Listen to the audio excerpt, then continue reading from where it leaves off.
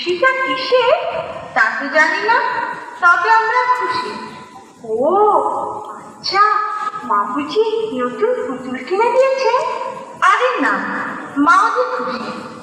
আজ ওই নতুন চাল থেকে একটা কাপ ভেঙে দিল, ধোকা পড়ল তো। না ভাই, মা একটু তাকিয়ে থেকে বললেন, তুতু এটা ভেঙে গেল বাস। আর বাবা? দূর, বাবা বুঝি ভাবছেন তাই তো নাচন লেগেছে। আর তোমরা?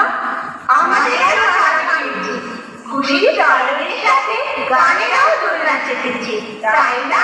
হ্যাঁ।